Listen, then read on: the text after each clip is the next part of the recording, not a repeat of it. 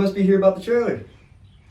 I recorded some stuff as I went along, and just about everything I tried to do, I changed at least a little bit, so everything I recorded doesn't really make much sense anymore. So here we are. Yeah, so one of the first things I had to do was fix up that food truck window looking thing, and it fought me just every step of the way. There was screws and staples coming in from both sides and glue and rot all through the thing. And then I did it on a random day where I had a full day to work, but the next day was rain in the morning, so I had to get it done. I'm proud to say I got it done in 5 hours, but it was a hell of a rush job.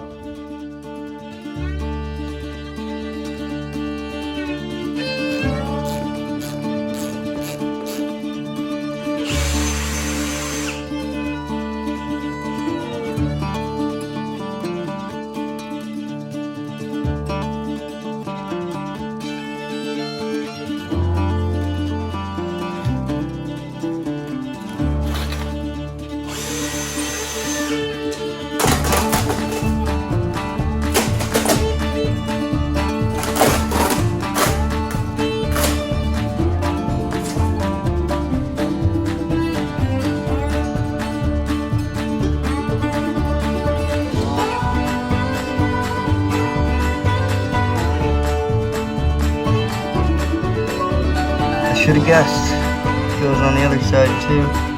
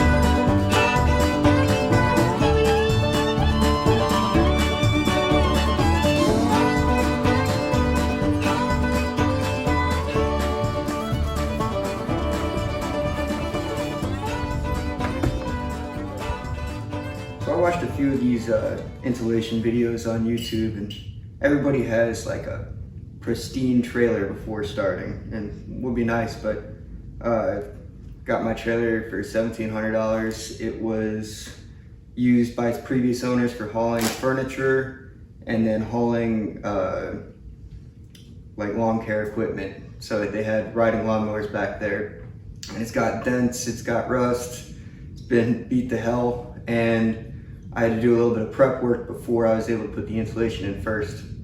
So first thing I did, I went through and I took a belt sander to the floor, got it down to some good wood. Then I got the rust off best I could. I got the deep stuff with an angle grinder with a flapper disc on there. Then I came through with this, there's like some Loctite rust busting gel, painted that on, and then I painted over everything. So in the future, there won't be any exposed paint, or there won't be any exposed metal. Yeah, it's probably gonna rust, but this is gonna do a good job of preventing it for the most part. After that, I was making my cuts without a straight edge. I just wanted a little wiggle there, so the wide parts would actually wedge it in, and the skinny parts would let me fit it in easily. I found that ended up being a good system. I was able to put the ceiling boards in there without having to use any kind of adhesive or glue it up there or hold it up there or anything. And the walls all fit in nice like that too.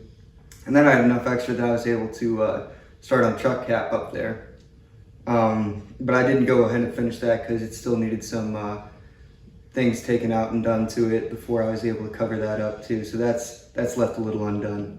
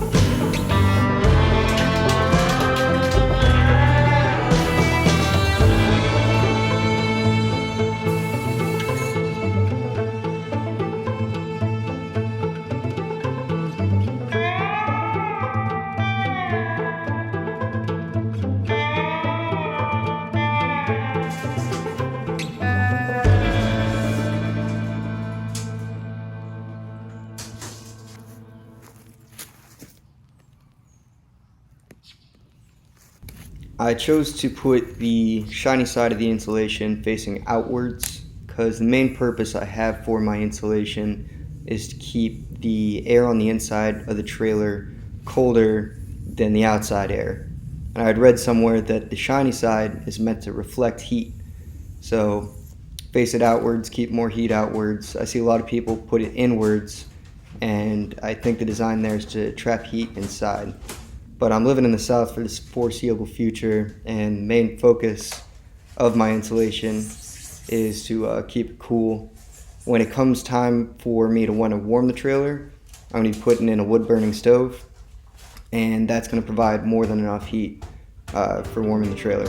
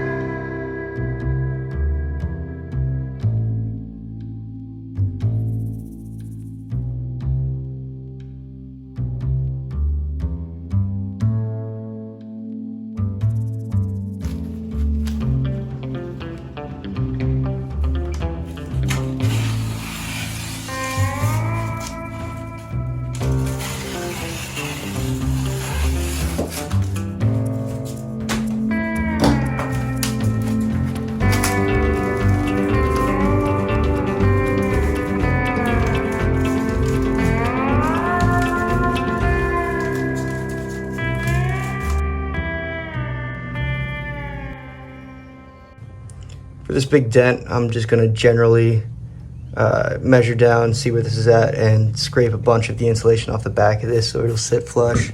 I've been doing that for little spots like where electrical gets close. I'll pull the foam off, and spots where it's uneven, like with the spray foam insulation, I've been cutting little notches and things like that. So.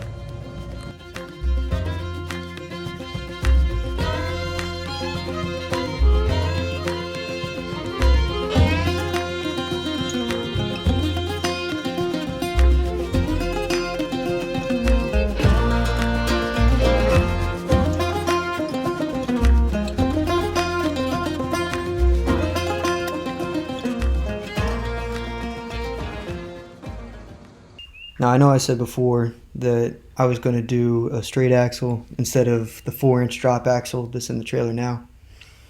That's just too tall. I've got a new gray water system design that I'm going to try out, and I think that's going to work better with the less ground clearance. I haven't done the floor yet because I'm still designing how I want to do the reinforcing down the center. I want to use the camper as a bit of a toy hauler, and I don't know if I trust my motorcycle sitting on like 12-inch on center floors. But anyway, next week I'll get the floor done and I'm going to do the exterior finishing as well.